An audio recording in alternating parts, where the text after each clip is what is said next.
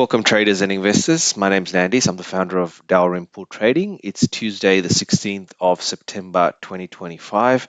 How quickly the year has gone so far. We're almost just around the corner from Christmas.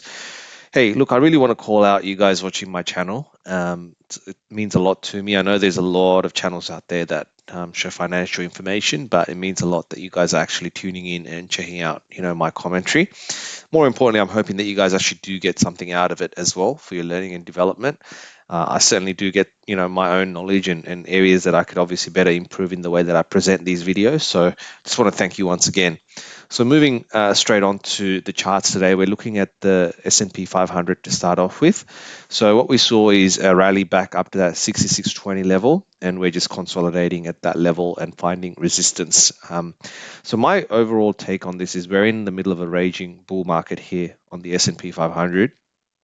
All the sort of shorts have been bought back by the bulls, and you can see that, right? So ever since we had that correction on the 3rd of September, we've just been on this uphill trajectory, but we are starting to now get a little bit extended in terms of the move.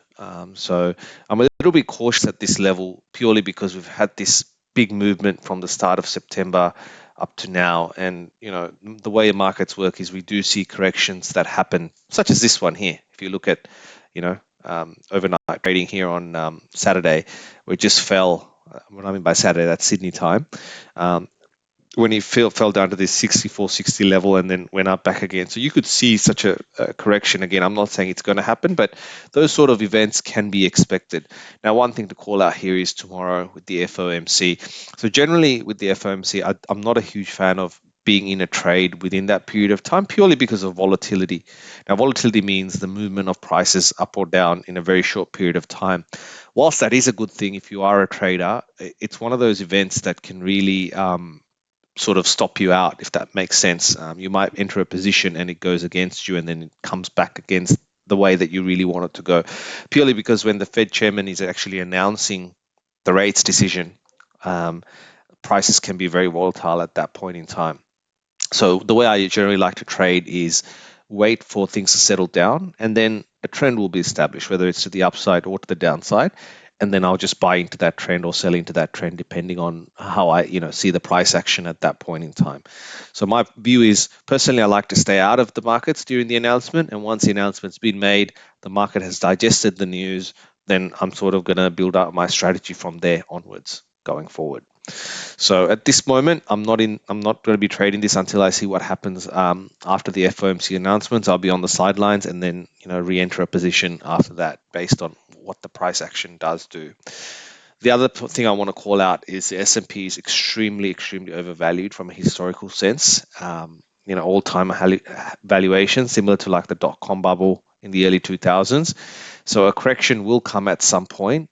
But as traders and investors, our job is to not predict when that's going to happen, because we don't know when that's going to happen. It could be a year, it could be 2 years, it could be, a month away. But we trade based on the price action. So if you're an investor, you want to stay away from periods where there's large drawdowns or where the market's going against you. So that's the only thing that you need to keep an eye of or be aware of. So for me personally, I like to look a few months ahead and not go down the rabbit hole of predicting months and months ahead, because things can change. Economically, certain things can happen. So we just got to be mindful. Looking at WTI Crude Oil, we saw a bounce off the 6150 level, and we're just proceeding higher from here. I think the point here is the prices will try to retest 63.50 at some point before the end of the week, and then we'll see what happens from there. It's in this sort of range, 63.50 to 61.50. If it does successfully break above 63.50, then yeah, we're heading up towards 65.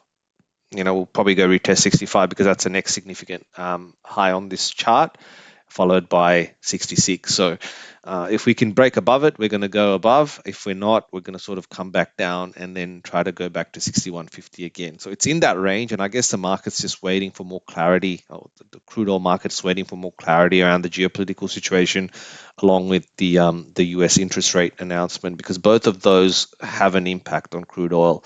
So if rates are cut, okay, that means more stimulatory environment for the market, which should see, and again, quote, should see WTI crude oil prices rise higher purely because more injection of cash into the economy leads to more expenditure, which leads to more logistics freight, which sort of flows onto all elements around surrounded by oil and WTI crude oil. So if there's a rate cut, we should see a more of a bullish trend. If rates are not cut, then we should probably see it possibly head down again. But again, the trade here at the moment is still to a bull bias. That's what I've got at the moment there.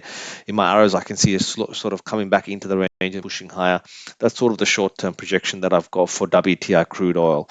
But tomorrow will be a big day, and I'll obviously keep you guys updated on what my thinking is around the price action. Obviously, the announcement as well, based on what Fed Chairman Jerome Powell goes through tomorrow. So it'd be interesting to see that as well. So with that said, wish you all the best in today's trading session.